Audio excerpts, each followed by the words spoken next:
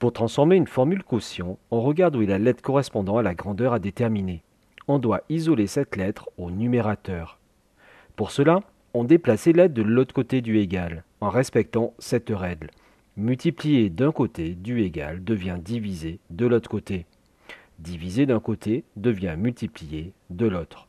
Cela revient aussi à passer du numérateur au dénominateur ou inversement. Par exemple, dans cette relation V égale D sur T, on peut calculer directement V. Pour calculer la distance D, on fait passer T de l'autre côté. Divisé par T à droite du égal devient multiplié de l'autre côté. On peut ainsi calculer D à partir de cette relation. Pour calculer T, toujours à partir de la première relation, il faut déjà mettre le T au numérateur. C'est ce qui se passe en faisant passer la lettre T à gauche du égal. On retrouve en fait la relation pour calculer la distance D. On voit ensuite qu'il suffit de faire passer le V à droite pour isoler le T.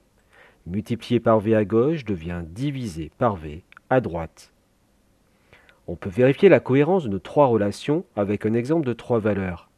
La première relation correspondrait par exemple à 6 égale 12 divisé par 2. La deuxième à 2 fois 6 égale 12. Et la troisième à 2 égale 12 divisé par 6. On voit bien que cela fonctionne.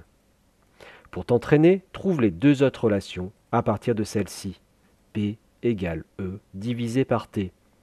E représente l'énergie, P la puissance et T le temps.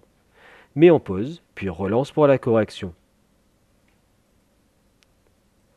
Pour calculer E, on fait passer le T de l'autre côté.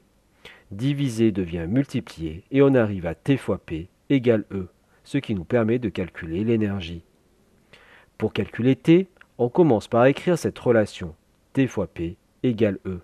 On fait passer ensuite le P de l'autre côté, multiplier devient diviser et on arrive à T égale E sur P.